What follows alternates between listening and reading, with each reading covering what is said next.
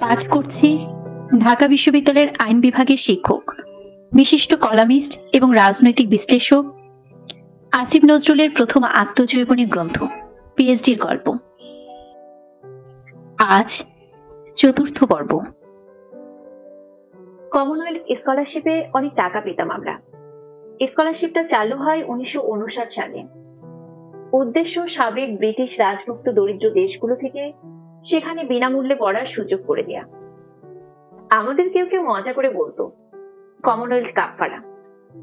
200 বছর লুটের বিনিময়ে সামান্য কিছু টাকা খরচ করা এবং এর বিনিময়ে ব্রিটিশ ভাবাদর্শের একটা এলিট ক্লাস তৈরি করা। আমার অবশ্য এতে খুব একটা আপত্তি ছিল না। স্কলারশিপ না পেলে আমার মতো মানুষের সেখানে পড়া সম্ভব হতো না। স্কলারশিপ যারা পেত তাদের ব্রিটেনে যাওয়া আসার টিকিট দেয়া হতো, পুরো টিউশন ফি দিয়ে দেয়া হতো, শীতের পোশাক আর বই কেনার জন্য দেয়া হতো আলাদা টাকা, দেয়া হতো থাকা খাওয়ার জন্য মাসিক খরচের টাকা। এখনকার অঙ্কে স্কলারশিপের মোট পরিমাণ কোটি টাকার উপরে। টাকাটা দেয়া হতো foreign Commonwealth and development office থেকে। এখনো তাই হয়। কমনওয়েলথ স্কলারশিপ পাওয়া ছাত্রদের জন্য শর্ত ছিল দুটো। এক, পড়াশোনা শেষ করে দেশে ফিরতে হবে। 2, পড়াশোনা করার সময় কোনো নিয়মিত চাকরি করা যাবে না। স্কলারশিপ পেলে ছোটখাটো কাজ করার সুযোগ অবশ্য ছিল। লন্ডন হাউসে ওঠার পর সোয়াসে অনেক বেশি যাওয়া হতো। সেখানে নোটিশ বোর্ডে দেখতাম ছোটখাটো কাজের অফার, যেমন কারো সোহেলি ভাষার অনুবাদক প্রয়োজন, কারো প্রয়োজন বেবিসিটার, কারো লাগবে কুকুরের যত্ন নেওয়ার মানুষ, বেশি প্রয়োজন হতো গবেষণা কাজের সহযোগী। এসব ইনফর্মাল কাজের জন্য ব্রিটিশ সরকারের কাছ থেকে কোনো ওয়ার্ক পারমিট লাগতো না। লন্ডনে আমার প্রথম চাকরি ছিল ইউনিভার্সিটি অফ লন্ডন ইউনিয়নের ক্যাফেটেরিয়াতে। ইউএলইউ ভবন অনেকটা লন্ডনের টিএসসি ধরনের। লাল ইটের বিশাল এই ভবনে 3টা bar, gymnasium, fitness club, swimming pool সবই ছিল। এতই ল্যাভেন্ডিশ ছিলাম যে দূর থেকে এসব চেয়ে চেয়ে দেখতাম শুধু। ল্যাভেন্ডিশ ভাব কাটলেও অনেক পরে। তখন স্কলারশিপ শেষ বলে এসবে টাকা খরচের চিন্তাও করতাম না। স্টুডেন্ট ইউনিয়নে যেতাম শুধু এর ক্যাফেটেরিয়া আর নিচতলার দোকানে। 4 তলার পুরো ফ্লোর জুড়ে ক্যাফেটা। এখানে এসে ইংলিশ ব্রেকফাস্ট খাওয়ার অভিজ্ঞতা হয়েছিল সোয়াসে ভর্তি হওয়ার অল্প দিনের মধ্যেই। ক্যান্টিনের ক্যাশের পেছনে উপরে বড় বড় বোর্ডে ইংলিশ ব্রেকফাস্টের ছবি টাঙানো। লোভনীয় এই ছবির আকর্ষণ ছিল, ছিল আন্দাজে কি খেতে চাইবো সে লজ্জাও।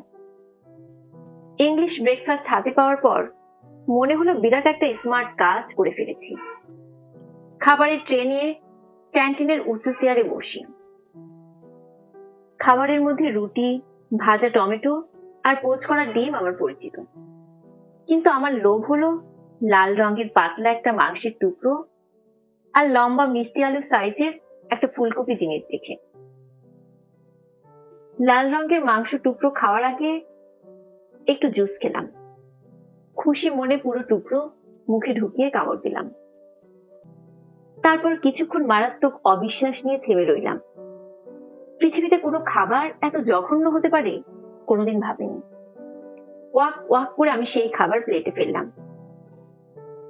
কে আমাকে দেখলো কি ভাবলো তাতে কিছু যায় আসে না। সমব্যথী খোঁজার জন্য বরং এদিক সেদিক তাকালাম। খাবার নিয়ে কারো বিন্দুমাত্র অভিযোগ আছে বলে মনে হলো না। মুখে তখনও লেগে আছে লাশের গন্ধ ধরনের কিছু।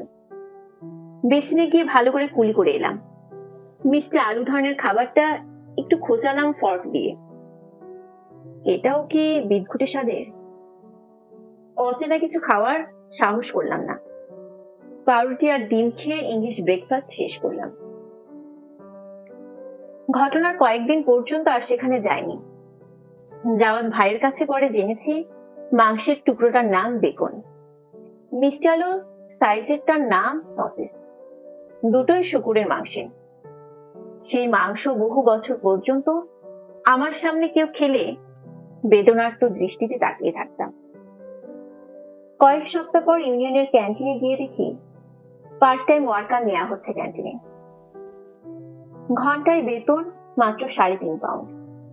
কোনো ওয়ার্ক পারমিট দরকার নেই, দরকার শুধু ছাত্র হওয়ার আইডি কার্ড। ক্যান্টিনের ম্যানেজারের সাথে কথা হলো, বলল কালই যোগ দিতে। কাজে যোগ দেয় প্রধানত একঘেয়েমি কাটানো আর ইংরেজিতে কথা বলার সুযোগের জন্য। ক্যান্টিনে কাজ করতে করতে গল্প হতো, হ্যাশ ব্রাউন ভাজতে ভাজতে কৌশলে তা মুখে পুড়েও দেওয়া যেত। সালাদ বানাতে বানাতে দ্রুত চুম্বনও সেরে নিত একটা জুটি। আমি কিছুই করতে পারলাম না। ক্যান্টিনে কাজ করে আন্ডার গ্রাজুয়েট ছাত্ররা। আমার সাথে গল্প করার কোনো আগ্রহ নেই তাদের। আমাকে দেখে নিশ্চয়ই তাদের বয়স্ক লাগে। লন্ডন হাউসে আমার বন্ধু ছিল কানাডার ছেলে মার্ক। তাকে একবার জিজ্ঞেস করেছিলাম আমার কত বয়স মনে হয় তার। সে অনেকক্ষণ ভ্রু কুঁচকে আমাকে দেখে বলেছিল 37। আমার বয়স আসলে তখন 28। তাকে এটা বলার পর সে বিস্মিত হয়ে তাকিয়েছিল। এমনকি আমার এটাও মনে হয়েছিল যে পাসপোর্ট বের করে তাকে জন্মসাল দেখাই। স্টুডেন্ট ইউনিয়নে কারোর সাথে বয়স জিজ্ঞেস করার মতো ঘনিষ্ঠতা হয়নি। সেখানে কাজ করার ফাঁকে খুব একটা কথাও বলা যেত না। কাজ ছিল নানান ধরনের, বার্গার বানানো, বার্গার ভাজা, ডিশওয়াশ করা, মেঝে পরিষ্কার করা ইত্যাদি। এক একদিন এক একজনের ভাগে এক একটা কাজ করত। কাজ ভাগাভাগি করে দিতেন সুপারভাইজার। এর মধ্যে ক্যাশে থাকার কাজও ছিল, কিন্তু ক্যাশ মেশিন চালানোতে ধীর গতির কারণে একদিন পরে সেখান থেকে বাদ পড়লাম। কয়েক সপ্তাহ পর আমার কাজ করার উৎসাহে ভাটা পড়ল। আমাদের সুপারভাইজার ছিলেন নাইজেরিয়ান এক বিশাল দেহী মহিলা, খুব কড়া। কাজে ফাঁকি দেওয়া ছিল খুব কঠিন। কাজে ফাঁকি দিলে সে তার বিশাল থাবা ঘাড়ে রাখত, তারপর দ্রুত গতিতে বিভিন্ন ধরনের হুমকি দিতে থাকতো। প্লেট ধুতে ধুতে আধা মরা হয়ে একদিন কাজ করা বাদ দিলাম। কয়েকদিন পর সেখানে খাবার চাইতে গিয়ে হাসি হাসি মুখে পুরনো সহকর্মীদের খুঁজলাম। আশ্চর্য হয়ে দেখি অধিকাংশ নতুন মুখ। এমনকি নাইজেরিয়ান সুপারভাইজারকেও পাওয়া গেল না। নাম ভুলে যাওয়ায় তার খোঁজ করতে পারলাম না। লন্ডনে এটা আমার প্রথম চাকরির অভিজ্ঞতা, তবে রোজগার বা উপার্জনের নয়। প্রথম রোজগার হয়েছে আশা আপা ক্রন্দশী শিশু সন্তানকে দেখাশোনা করি। আশা আপা ছিলেন ঢাকা বিশ্ববিদ্যালয়ের ইতিহাস বিভাগের অধ্যাপক। তিনি থাকতেন লন্ডন হাউসের কম্পাউন্ডের পাশে একটা বিল্ডিং এ। একদিন তার বাসায় রাতের খাবারের দাওয়াতে গিয়ে দেখি খুব বেদনার্ত হয়ে বসে আছেন। তার ছেলে রেজওয়ানের বয়স তখন 5-6 হবে। জানা গেল তার কারণে সোয়াসে একটা মিনিটের জন্য যেতে পারছেন না আশা আপা। সেখানে যাওয়ার কথা তোলা মাত্রই রেজওয়ান কান্না শুরু করেন। ডিপার্টমেন্টে ওনার সেমিনার হয় সপ্তাহে একদিন। এছাড়া বাজার করার কাজ আছে লাইব্রেরি ওয়ার্ক। আশা আপা আমাকে অনুনয় করলেন, আমি কি সপ্তাহে 3 দিন কয়েক ঘন্টার জন্য রেজওয়ানকে রাখতে পারবো? শিশুদের হৃদয় জয় করার আত্মবিশ্বাস আমার চিরদিনের। বাসায় গিয়ে কিছুক্ষণ কুশন ছোড়াছড়ি করে ফাইট করি বলে রেজওয়ান ইতিমধ্যে পছন্দ করা শুরু করেছে আমাকে। একে কয়েক ঘন্টা রাখা আর এমন কি ব্যাপার? আমি সাথে সাথে রাজি হলাম। আশা আপা বললেন ঘন্টায় 5 পাউন্ড করে দিবেন। হতবাক হয়ে তাকিয়ে থাকি তার দিকে। টাকা কেন? তিনি লজ্জিত মুখে জানালেন এটা রেড চাইল্ড মাইন্ডারের। আমি টাকা নিতে রাজি না। তিনি বললেন না হলে তার খুব খারাপ লাগবে। আমাদের আলোচনা কানে গেছে রেজওয়ানের। সে এর মধ্যে তার স্বরে কান্না জুড়ে দিয়েছে। তার কান্নার স্কেল খুব উঁচুতে। আশা আপা তাকে সামলানোর জন্য আমার চাকরি নট করে দেওয়ার ভান করলেন, তবু তার কান্না থামছে না। আশা আবার সেমিনারের দিন যথাসময়ে তার বাসায় গিয়ে হাজির হলাম। 3 তলার ছোট 2 রুমের ফ্ল্যাটে থাকেন তিনি। গিয়ে দেখি চাইল্ড মাইন্ডারের জন্য আলিশান আয়োজন করা হয়েছে ইতিমধ্যে। রুম ভর্তি চিপস, চকলেট আর প্লেটে আঙ্গুর। ভিসিআর এ চালানো হয়েছে অ্যানিমেশন মুভি জাঙ্গল বুক। রিজওয়ান নিমগ্ন হয়ে ছবি দেখছে, আমিও ছবিতে নিমগ্ন হয়ে গেলাম। চোরের মতো চুপিসারে আশা আপা বের হয়ে গেলেন। সামান্য সময় পরে রিজওয়ান টের পেল সব। সাথে সাথে তীব্র স্বরে তার কান্না শুরু হলো। নানাভাবে আমি তাকে থামানোর চেষ্টা করলাম, এমনকি এক পর্যায়ে অবিকল তার মতো করে কান্না শুরু করলাম। হকচকিত হয়ে সে কিছুক্ষণের জন্য কান্না থামালো, তারপর নতুন উদ্যমে আরো উচ্চ স্বরে শুরু করলো। তাকে পটানোর বহু চেষ্টা করলাম আমি, কিন্তু তার কান্না থামানো যেত না কোনোদিন। মাঝখানে একদিন ঠিক নিচের ফ্ল্যাটের অস্ট্রেলিয়ান শিশু বিলিকে রাখা হলো তার সাথে খেলার জন্য। তারা খেলবে আর খাবে, আমি শুধু নজর রাখবো। আশা আপা থাকতে থাকতে অস্ট্রেলিয়ান বাচ্চাটা বিপুল উদ্যমে তার ভাগের সমস্ত খাবার শেষ করে ফেলল। আপা যাওয়ার পর শুরু করলো রেজওয়ানেরটা খাওয়া। হাসি খুশি একটা শিশু সমানে খেয়ে চলেছে, আর পাশে বসা রোগা ও প্রচন্ড গোমরা মুখ একটা শিশু কেঁদে চলেছে। সম্পূর্ণ হতাশ হয়ে আমি চাকরিতে ইস্তফা দিলাম। মাসখানেক পরে শুনে রেজওয়ানের কান্নার চোটে আশা আপা পড়াশোনায় ইস্তফা দিয়েছেন। কমনওয়েলথ স্কলারশিপ পেলে দেশে চলে যাওয়ার সিদ্ধান্ত নিয়েছেন। চর মেরে রেজওয়ানকে ঠিক করে ফেলার পরামর্শ দিলাম তাকে। তিনি করুণভাবে হাসলেন। রেজওয়ানকে চর মারা সম্ভব না তার পক্ষে। এ ঘটনার কয়েকদিন পরে আরেকজন শিশুকে নিয়ে লন্ডনে আমার একটা বিচিত্র অভিজ্ঞতা হয়। এটা আমি বহু মানুষকে বলেছি, এখনো বলার লোভ সামলাতে পারছি না। ঘটনাটা লন্ডন হাউসে থাকার সময় বাজার করে ফেরার পথে। বাজার করতে যেতাম কাছে ব্রুন্সউইক সেন্টার নামে একটা বিশাল শপিং মলে। সেখান থেকে 2 হাতে ব্যাগ ভর্তি করে সপ্তাহের বাজার নিয়ে ফিরছি। বড় রাস্তা পার হয়ে ব্রুন্সউইক স্কয়ার গার্ডেনের পাশে এল শেপের পেভমেন্টে পা ফেলেছি। দেখি পেভমেন্টের মাঝামাঝি জায়গায় ফুটফুটে একটা শিশু টলমল পায়ে হাঁটছে। রাস্তা থেকে ধেয়ে আসছে শীতের তীব্র বাতাস। সামনে কোরাম ফিল্ডের উইলো গাছ নুয়ে পড়ছে তার স্পর্শে। অবাক হয়ে দেখি শিশুর সামনে বেশ কিছুটা দূরে এল শেপের অন্য প্রান্তে নির্বিকার ভঙ্গিতে হেঁটে যাচ্ছে এক ফিটফাট নারী মূর্তি। টলমল শিশুর কাছে চলে এসেছি প্রায়। মোচড় নিতে গিয়ে হুমড়ি খেয়ে পড়ল। বাজারের ব্যাগ ফেলে দৌড়ে গিয়ে তুললাম তাকে। ততক্ষণে তার মা থেমে গেছে সামনে। বেশ খানিকটা দূর থেকে স্বাভাবিক গতিতে হেঁটে আসছে আমার দিকে। হাসি হাসি চেহারা করে দাঁড়িয়ে আছি। কাছে এসে সে আমাকে ভালো করে দেখলো। আমি শিশুর হাত ছেড়ে দিলাম। তারপর তার সাথে যা কথা হলো তা আমি স্বপ্নেও কল্পনা করতে পারিনি। তুমি ধরলে কেন আমার বেবিকে? ও পড়ে গিয়েছিল, তাতে কি?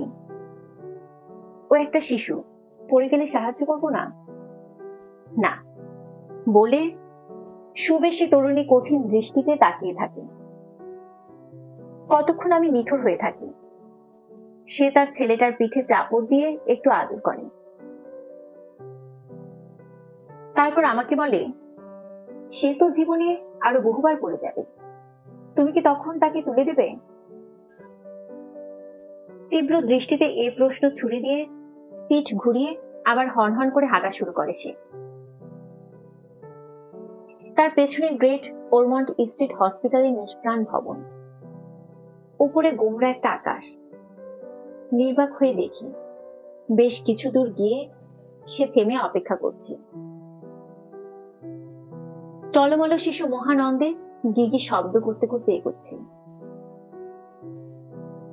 মন খারাপ করে ফুটপাত থেকে বাজারের ব্যাগ নিয়ে অন্য পথ ধরলাম। অন্য পথে অনেকটা পথ ঘুরে যেতে হবে, হাতে ব্যাগের ওজনও আছে। তবু আমার ইচ্ছে হলো না নিষ্ঠুর তরুণের মুখোমুখি হতে। আমার বহু বছর লেগেছে বুঝতে যে তার কাজটা ছিল ঠিক, আমারটা ভুল। কিন্তু বুঝেও একই ভুল করি আমরা বাংলাদেশের বাবা মায়েরা। অনেক বছর পর বাবা হয়ে আমিও তাই করেছি।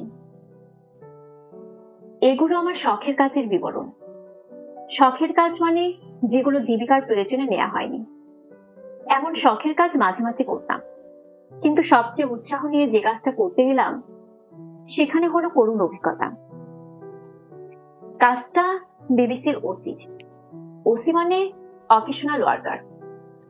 লন্ডনে পড়তে এসে বিবিসির বাংলা বিভাগে এমন কাজের সুযোগ আছে শুনে খুব আগ্রহী হয়ে উঠলাম।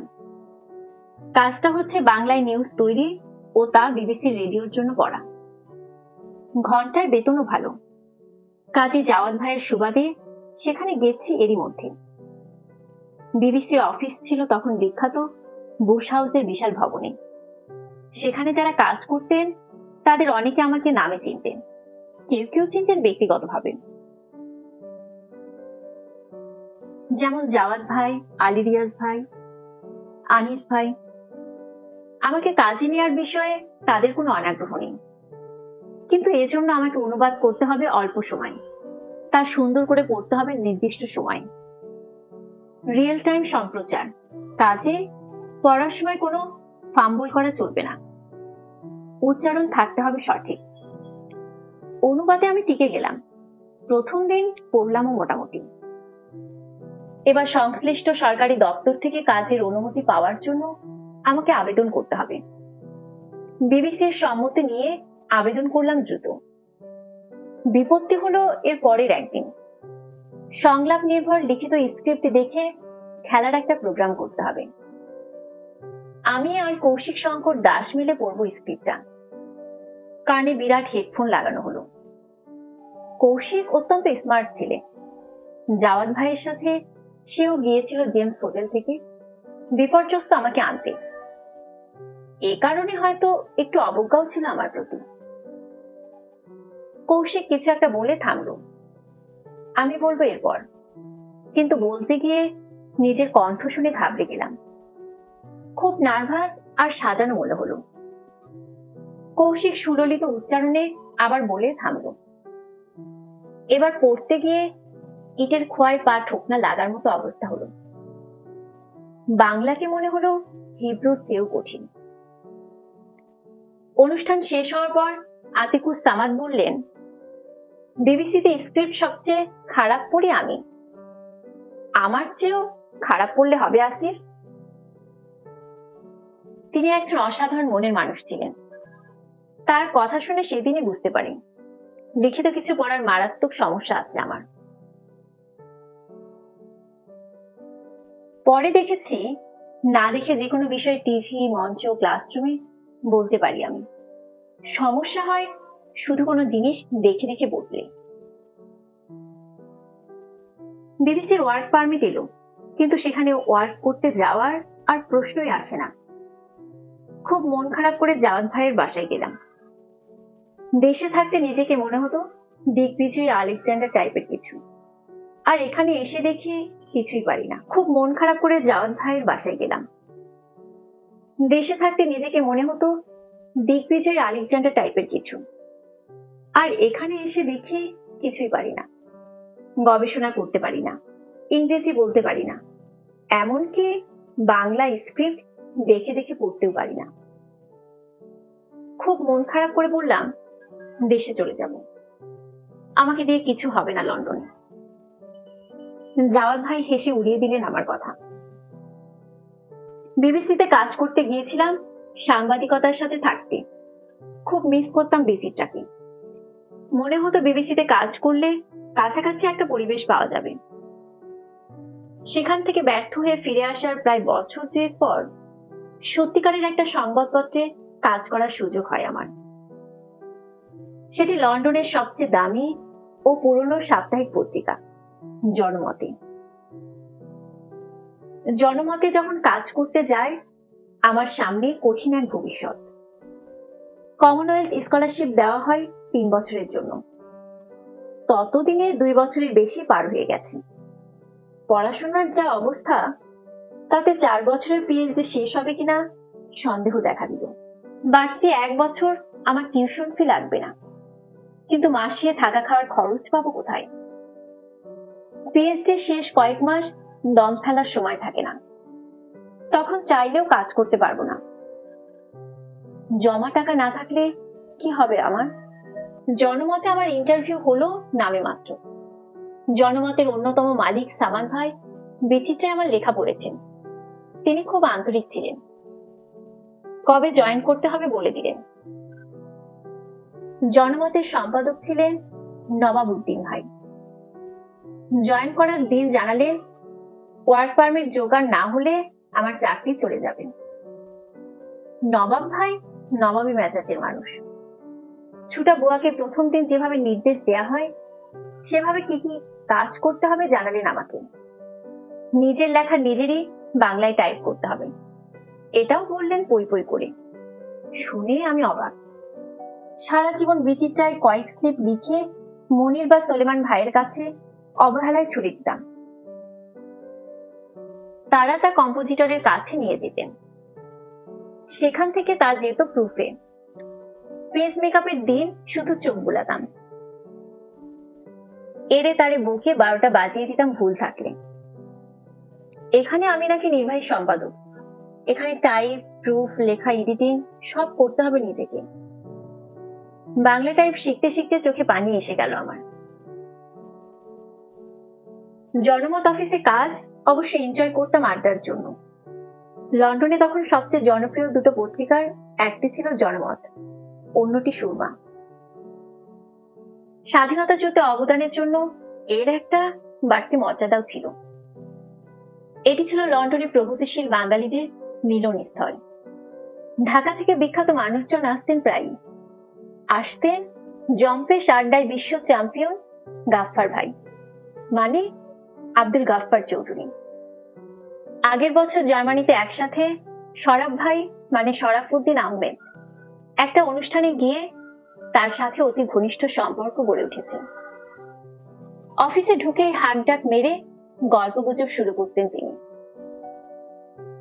জনমতে আড্ডায় অবলীলায় বিচিত্রায় থাকাকালীন রাজা উজির মারার গল্প বলতাম।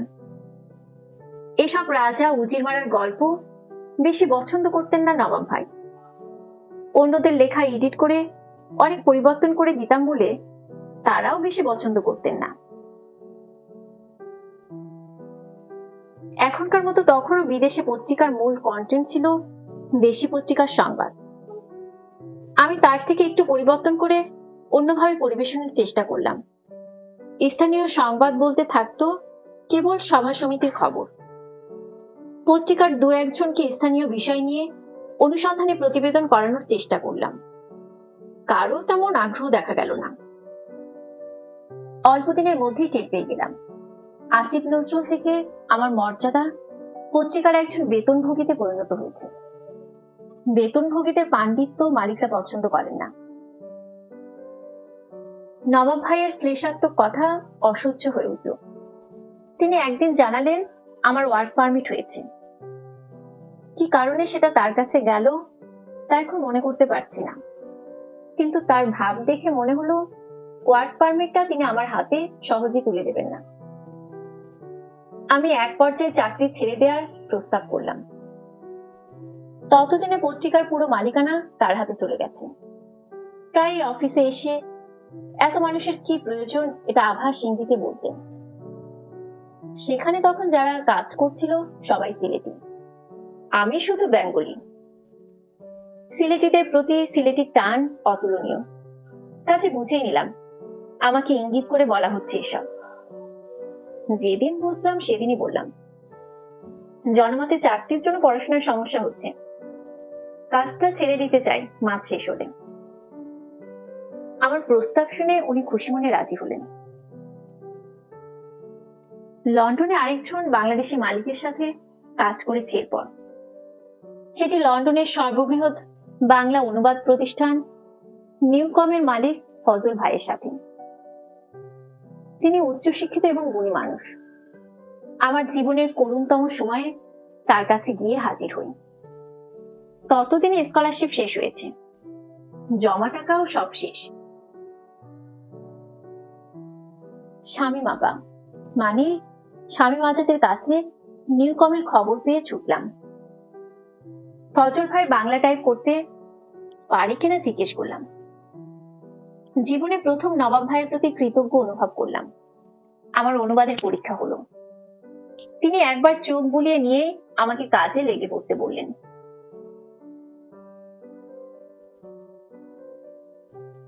নিউকমে পেমেন্ট হতো ঘন্টা হিসেবে। অনুবাদ করতে আমার খুব অল্প সময় লাগতো, কিন্তু কাজ আগে আগে দিয়ে চলে এলে টাকা পাবো কম। তাই কাজ শেষ করে বসে থাকতাম। কম্পিউটারে ইন্টারনেট দেখার কোনো সুযোগ নেই। একটা বড় রুমে কাছে ফজল ভাই বসেন বলে গল্প করারও সুযোগ নেই তেমন। অলস বসে থাকার ক্লান্তিতে অবসাদ লাগতো। কাজের সময়টা শেষ হওয়ার সাথে সাথে তড়িঘড়ি করে ছুটতাম। বাসায় ফিরে পড়াশোনা করার চিন্তায় অধীর হয়ে যেতাম। ফজল ভাইয়ের ছোট ভাই, দুঃখিত নামটা ভুলে গেছি, প্রতিদিন খাবার নিয়ে আসতেন বাসা থেকে। প্রতিদিন আমাকে বাধ্য করতেন তার সাথে খেতে। বাধ্য হওয়ার ভান করতাম, কিন্তু খেতাম খুশি হয়ে। পরে আমার যখন কিছু ম্যাপ আর ডিজাইনের প্রয়োজন হলো থিসিসে দেওয়ার জন্য, তিনি সেটাও করে দিয়েছিলেন বিনা পারিশ্রমিকে। আশ্চর্য লাগছে ভেবে, তার নাম কিভাবে ভুললাম আমি। লন্ডনে আমার সর্বশেষ চাকরিটা ছিল সবচেয়ে অভাবিত। সেটা পিএইচডি শেষ দিকে। সোয়াসে একদিন নোটিশ বোর্ডে দেখলাম ডিপ্লোম্যাটিক সার্ভিস ল্যাঙ্গুয়েজ সেন্টার নামের একটা প্রতিষ্ঠানে বাংলা শেখানোর জন্য লোক খোঁজা হচ্ছে। সেন্টারটি যুক্তরাজ্যের ফরেন অ্যান্ড কমনওয়েলথ অফিসের অধীন। সেখানে বাংলা শেখানো হয় বাংলাদেশের ব্রিটিশ এম্বাসিতে যাওয়া কূটনীতিকদের। যে এজেন্সি বাংলা শিক্ষক খুঁজছে তাদের ফোন করে পারিশ্রমিক জেনে মাথা ঘুরে গেল। পারিশ্রমিক ঘন্টায় 26 পাউন্ড। এর আগে সর্বোচ্চ বেতনে চাকরি করেছি ঘন্টায় 7 পাউন্ডে। এখানে ঘন্টায় তার প্রায় 4 গুণ।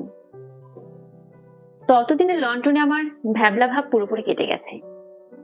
নানা জায়গায় খোঁজ টোজ নিয়ে জানলাম বাংলা শেখাতে হবে বাংলা বলে বলে। মনে মনে একটা স্ক্রিপ্ট ঠিক করলাম। এজেন্সিতে ইন্টারভিউ দিতে গিয়ে দেখি দুজন সাদা চামড়া বসে আমাকে ডেমো ক্লাস নিতে বলল। যেটাকে বস ধরনের মনে হলো তাকে পরিষ্কার উচ্চারণে বললাম, আমার নাম নজরুল। নিজের বুকে টোকা দিয়ে আবার বললাম, আমার নাম নজরুল, তোমার নাম কি? সে খুশি মনে বলল, টমাস। বললাম, আমি ভালো আছি। বুকে আঙ্গুল ছুঁয়ে আবার একই কথা বললাম। তারপর বললাম, তুমি কেমন আছো? টমাস বলল, তুমি ভালো আছো? আমি বললাম, খুব ভালো, খুব। সে মাথা নাড়ল, খুব ভালো, খুব ভালো। আমার চাকরি হয়ে গেল। ওয়েস্টমিনিস্টার টিউব স্টেশনে নেমে হাউস অব কমন্স বিল্ডিং এর পাশের পার্লামেন্ট স্ট্রিট ধরে সামান্য এগোলে প্রিন্স চার্লস স্ট্রিট। ঠিকানা খুঁজে বের করে সেখানকার ডিপ্লোম্যাটিক সার্ভিস ল্যাঙ্গুয়েজ সেন্টারে গেলাম। আমার ছাত্রের নাম ড্যারেল গফ। সাদা চামড়ার গুটলু বেবি চেহারার যুবক। সে বাংলাদেশে যাচ্ছে ভিসা অফিসার হিসেবে। আমার বাংলা শেখানোতে মুগ্ধ হলো সে। একদিন লাঞ্চও করালো। বাংলা শেখাতে হবে মাত্র 8টা ক্লাসে। কোর্স যখন প্রায় শেষ তখন বলল তাকে খারাপ কিছু শব্দ শেখাতে। ভিসা যারা নিতে যাবে তারা কি কি খারাপ কথা বলতে পারে তা সে শিখে রাখতে চায়। আমি বললাম, শালা, বেশি বুঝো। শালার ইংরেজি কি? Brother in law. শুনে সে হতাশ। এটা কিভাবে খারাপ কথা হলো সে বুঝতে পারছে না। তাকে আরো খারাপ কথা শেখাতে হবে। আমি বললাম, কুত্তার বাচ্চা, হারামজাদা। কুত্তার বাচ্চা ইংরেজি করলাম সান অফ এ ডগ। এটা তার একদমই পছন্দ হলো না। সে কুকুর ভালোবাসে, কুকুর পালেও। কারেক্ট করে বললাম সান অফ এ বিচ। এটা তার মোটামুটি পছন্দ হলো। হারামজাদাও পছন্দ হলো। সবচেয়ে খারাপ গালি কি জানতে চাইলো এবার। বাধ্য হয়ে আমি তাকে চবর্গীয় গালিগুলো বললাম। কোনো ছোটবেলায় পোস্তার গলিতে এসব গালি শুনতাম। সেই গালি আমি উচ্চারণ করলাম লন্ডনে ব্রিটিশ কূটনীতিকের সামনে, সেও তার অনুরোধে। চবর্গীয় গালাগালির ইংরেজি শুনে ড্যারেল বিমোহিত হয়ে গেল। ডিপ্লোম্যাটিক সার্ভিস ল্যাঙ্গুয়েজ সেন্টারে আমার সাথে বসে বসে সেগুলো বলা প্র্যাকটিস করল। তার নোটবুকে ইংরেজিতে উচ্চারণ লিখে নিল। তাকে এসব গালি শিখিয়ে আমার অনুতাপ হলো না। ভিসা নিতে গিয়ে সাদা চামড়ার মানুষের সামনে ভয়ে কাঁপতে থাকে আমার দেশের লোক। গালাগালি তারা অবশ্যই করে, কিন্তু সেটা মনে মনে। মনে মনে গালির কথা আমি আর তাকে বলিনি। ড্যারেল গফের বাংলা শেখা শেষ হলো। তার উচ্চ সুপারিশে আমি একজন কালো মহিলা কূটনীতিককে পড়ানোর সুযোগ পেলাম। পড়ায় তার আগ্রহ কম, ক্লাস করতে পারবে না, এটা সে প্রায়ই আমাকে জানানো শুরু করলো। ক্লাস না হলে টাকাও পাবো না আমি। মাঝে মাঝে যখন ক্লাস নেওয়ার সুযোগ হতো, তখনও বাংলা শিখতে তাকে তেমন আগ্রহী মনে হলো না। যে নিজেই আগ্রহী না, সে আর কি সুপারিশ করবে। ব্রিটিশ ডিপ্লোমেটদের বাংলা পড়ানোর অবসান হলো তার সাথে সাথে। এসব কাজের ফাঁকে আরো অনেক কিছু করেছি লন্ডনে। জীবনের এক কঠিনতম সময়ে শারীরিক পরিশ্রমেরও কাজ করেছি। সেটা টাকার প্রয়োজনে যতটা, তার চেয়ে বেশি অনুতাপের আগুনে পুড়ে। সে গল্প যত কম বলা যায় তাই ভালো। লন্ডনে কাজ করতে গিয়ে মজার ঘটনাও ঘটেছে অনেক। আমাদের খুব প্রিয় একজন ভাবি ছিলেন, নীলু ভাবি। আমার আইন বিভাগের বড় ভাই মকু ভাই, মানে সলিসিটর সোহুল আহমেদ, তার স্ত্রী। তিনি ছিলেন মাদার তেরেসা ধরনের। ইস্ট লন্ডনে মকু ভাইয়ের বাসায় গেলে প্রচুর খাওয়া দাওয়ার আয়োজন থাকতো মকু ভাইয়ের গল্প। নীলু ভাবি তার ফার্স্ট কাজিন। কিভাবে তাকে প্রেমে পাগল করে ফেলে তিনি বিয়ে করলেন, এ গল্প এক একভাবে করতেন, আর ভাবি হাসতেন। নীলু ভাবি ব্রুমলি বাইবোতে একটি কমিউনিটি অফিসে বড় পদে কাজ করতেন। সেখানে সপ্তাহে একদিন পাগলদের আনা হতো বিনোদনের জন্য। তাদের দেখাশোনার জন্য কয়েক ঘন্টার একটা কাজ ছিল, পারিশ্রমিক ঘন্টায় 4 পাউন্ড। দয়া পরবশ হয়ে আমাকে সেটা করার আমন্ত্রণ জানালেন। সেখানে প্রথম দিন গিয়ে ঘটে বিপত্তি। দেখে একজন মহিলা পাগল ক্ষেপে আগুন হয়ে আছে। তাকে নাকি চোখ টিপ দিয়েছে এক বৃদ্ধ পাগল। এটা নিয়ে তারা কিছুক্ষণ ঝগড়া করলো। তারপর দুদলে বিভক্ত হয়ে মারামারি শুরু করলো। লা হাওলা ওয়ালা কুয়াতা পড়তে পড়তে আমি পালিয়ে বাঁচলাম। লন্ডনে আমার ঘনিষ্ঠ ছিল রুফস পারভেজ জুটি। রুফস মানে ব্যারিস্টার জিয়াউল হাসান, ছিল লম্বা এক হাড়া।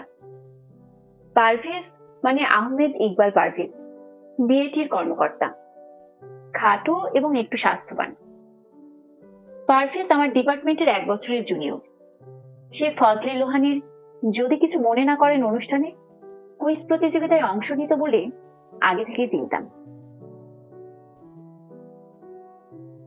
সেই অনুষ্ঠানে প্রায়ই সে প্রথমে অনেক স্কোর করত, তারপর একের পর এক ভুল করে প্রতিযোগিতা থেকে ছিটকে পড়ত।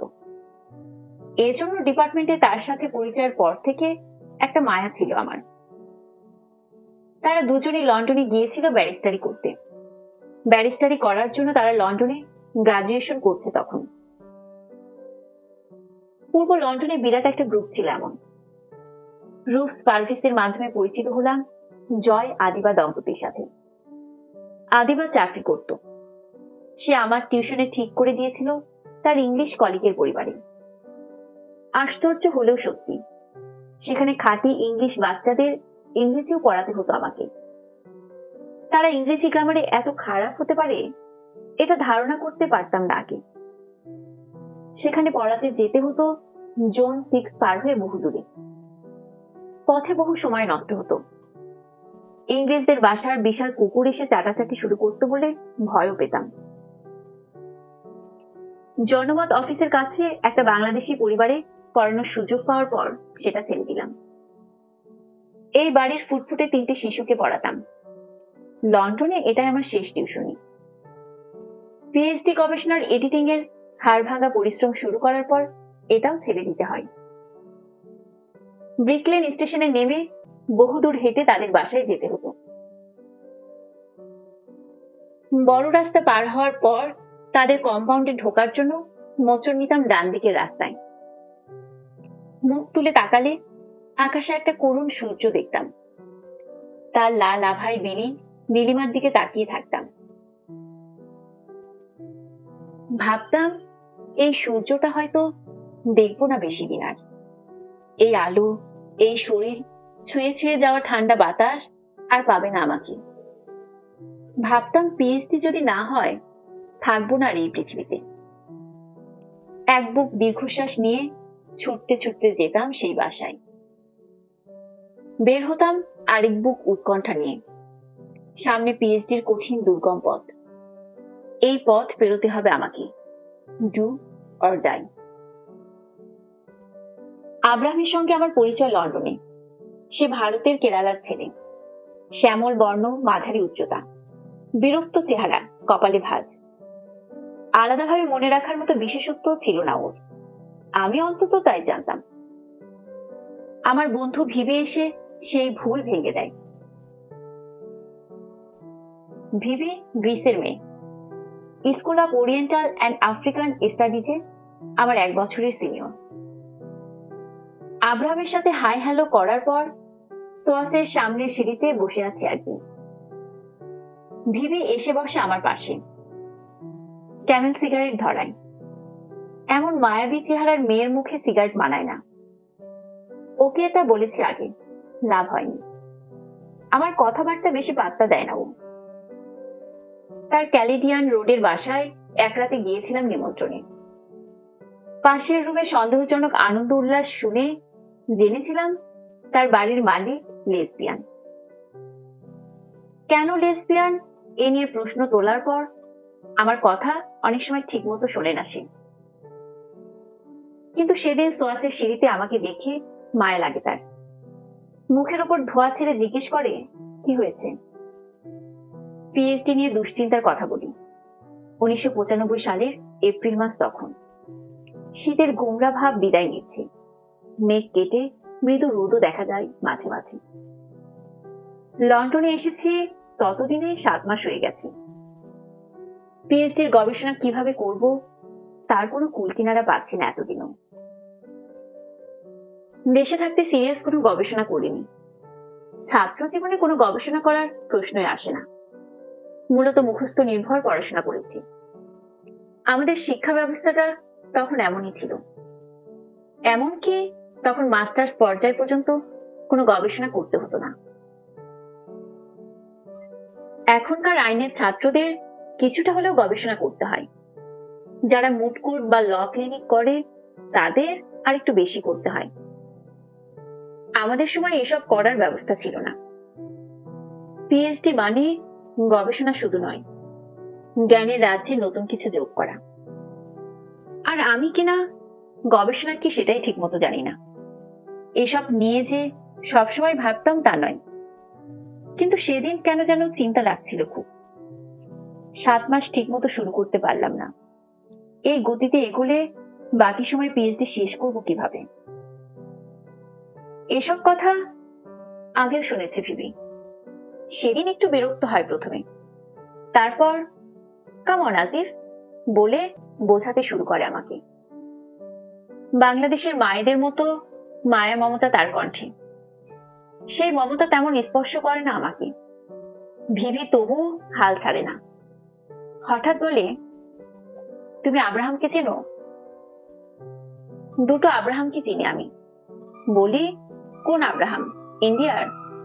হ্যাঁ। তুমি জানো ও কয় বছর ধরে পিএইচডি করছে? না, জানি না। 5 বছর ধরে। ওকে, এবং এখনো ওর আপগ্রেডিংই হয়নি। ভিভির কথার মর্ম বুঝতে পারি আমি। এলএসি, ইউসিএল বা কিংস এর মতো সোয়াসো ইউনিভার্সিটি অব লন্ডনের একটি শিক্ষা প্রতিষ্ঠান।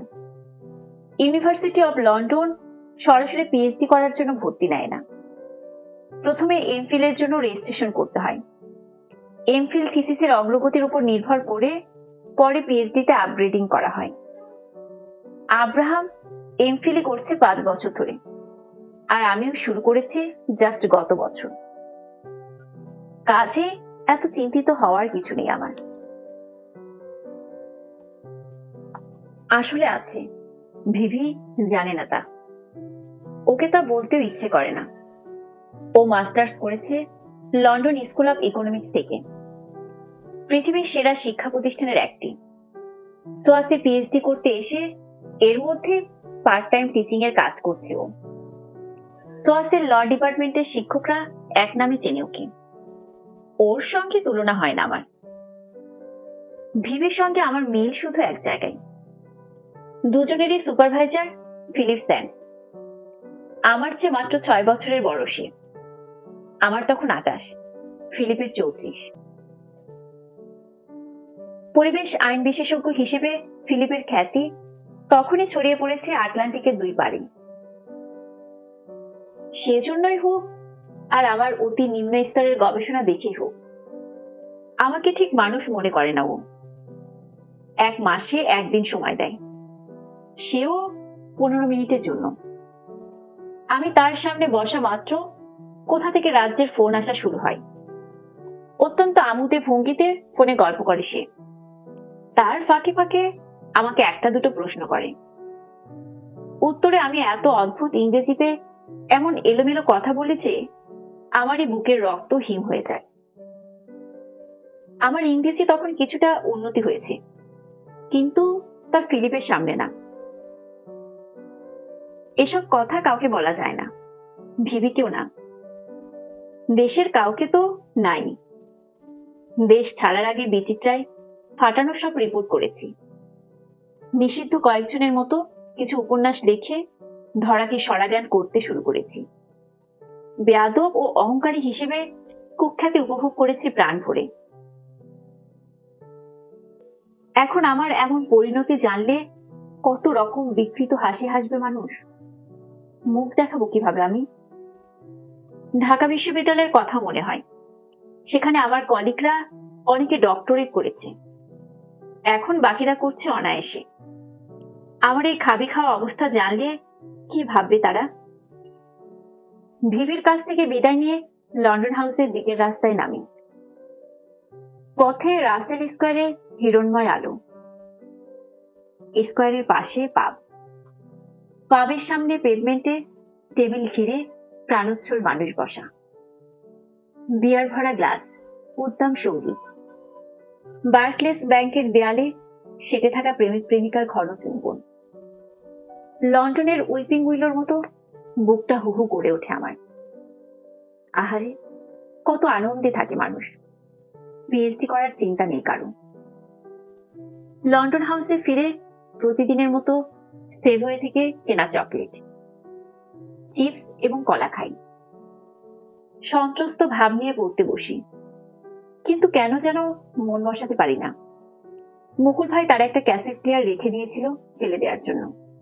আমি সেটা নিয়ে এসেছি। আছে মাত্র 2টো ক্যাসেট। একটা রেজওয়ানা চৌধুরী বন্যার, তার গান শুনলে মনটা হুহু করে ওঠে, দেশের কথা মনে পড়ে। পড়াশোনা বাদ দিয়ে কিছুক্ষণ গান শুনে উদাস হই। তারপর উদাস ভাব কাটাতে টিভিতে খবর দেখি, দেখি খেলা। হঠাৎ ঘড়ির দিকে চেয়ে চমকে উঠি। 2-3 ঘন্টা পার হয়ে গেছে ইতিমধ্যে। মাই গড ধরনের কিছু বলে পড়তে বসি। একটু পরে ভাবে খেয়ে নেই আগে, খেয়ে এমন এক পড়া দেব না। বাটারিতে গিয়ে এই প্রতিজ্ঞা উধাও হয়। খেয়ে দিয়ে রুমে এসে ভাবি আজকে তো অনেক রাত হয়েছে, এখন আর পড়ে কি হবে, তার চেয়ে আজ ঘুম দেই ভালো করে, সকালে উঠে পড়বো। মোটামুটি এভাবে দিন কাটে আমার। সকাল আসে, তারপর দুপুর, বিকেল, রাত, পড়া আর হয় না। জোর করে যেদিন পড়ি ঘুম আসে একটু পরে। এটা স্বাভাবিক ঘুম না, এটা পালিয়ে যাওয়ার অজুহাত। কতদিন চলবে এভাবে? মনে মনে হিসাব করি। এখনো তো আরো প্রায় 2.5 বছর আছে। পারবো আমি? মুখে হিম ধরানো এ প্রশ্ন এড়িয়ে যাওয়ার চেষ্টা করি অনেকটা সময়, কিন্তু কাটার মতো হঠাৎ হঠাৎ। মোটামুটি এভাবেই দিন কাটে আমার। সকাল আসে, তারপর দুপুর, বিকেল, রাত, পড়া আর হয় না। জোর করে যেদিন পড়ি ঘুম আসে একটু পরে। এটা স্বাভাবিক ঘুম না, এটা পালিয়ে যাওয়ার অজুহাত। কতদিন চলবে এভাবে? মনে মনে হিসাব করি। এখনো তো আরো প্রায় 2.5 বছর আছে। পারবো আমি?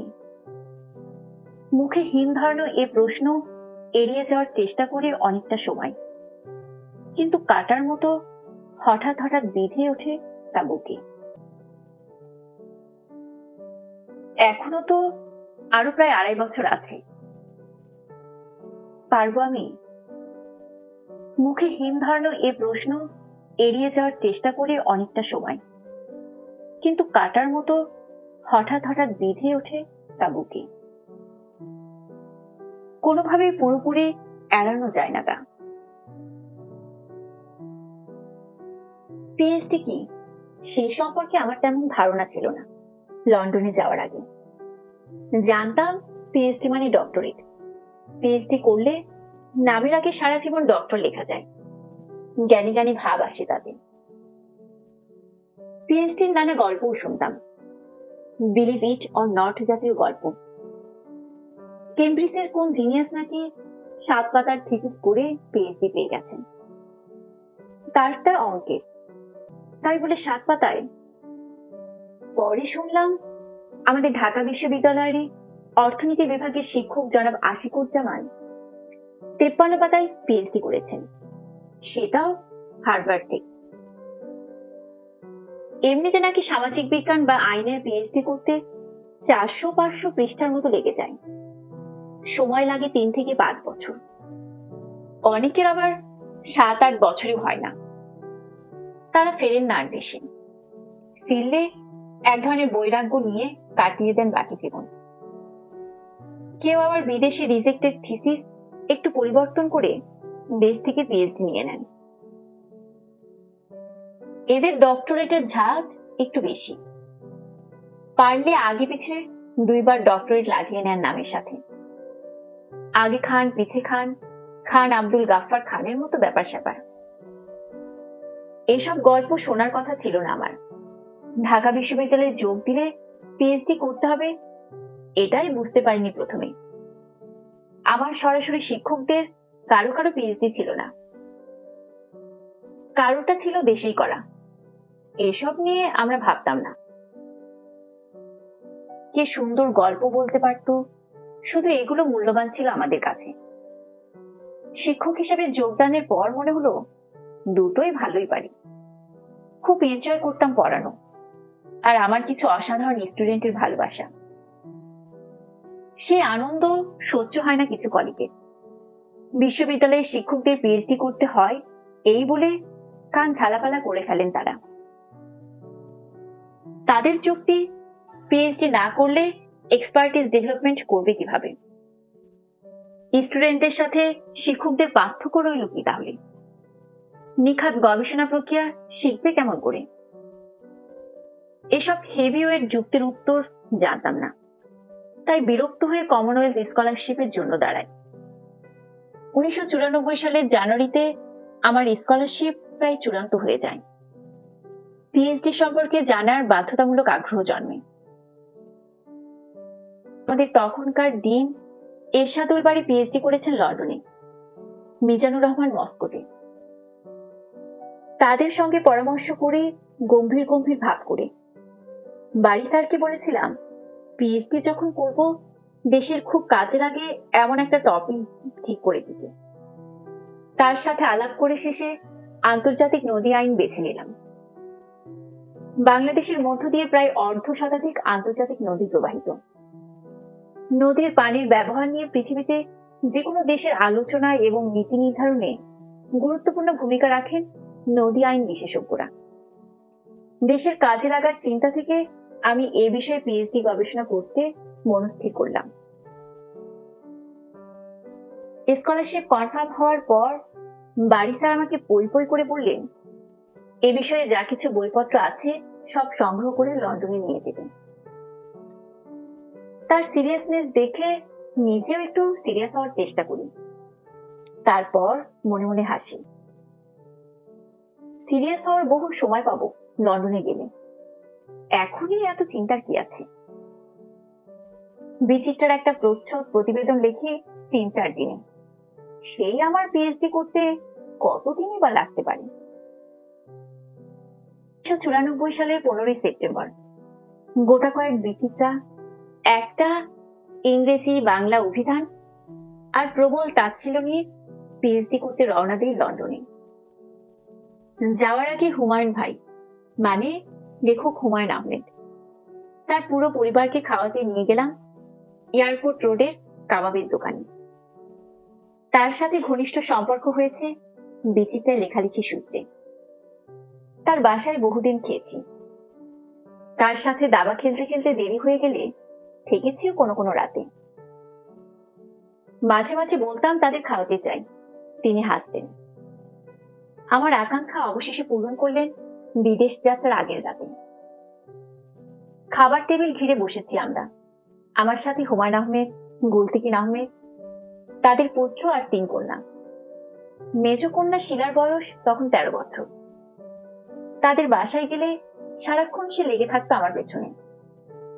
তার দুষ্টামিতে বিরক্ত হতাম, কখনো রেগেও যেতাম। সে রাতে শিলা কোনো দুষ্টামি করলো না। নোভা আর বিপাশা থাকলো প্রায় মুখ গুজে। কথা বললেন শুধু হুমায়ুন আহমেদ, মামুলি কথাবার্তা। তার পিএইচডির গল্প পড়েছি ততদিন। ভাবলাম হয়তো কিছু উপদেশ দিবেন আমাকে। কত মানুষ আমাকে পিএইচডি করা নিয়ে পরামর্শ দিল এতদিন, তিনিও দেবেন, এটা ভাবা স্বাভাবিক ছিল। অথচ এটা নিয়ে একটা কথাও বললেন না তিনি। তাদের মাইক্রোবাসে করে গিয়েছিলাম, সেটাতেই ফিরলাম। বিদায় নিয়ে চলে আসার সময় গুলতিকিন ভাবে বললেন, শেষ করে তাড়াতাড়ি চলে এসো, wish you all the best.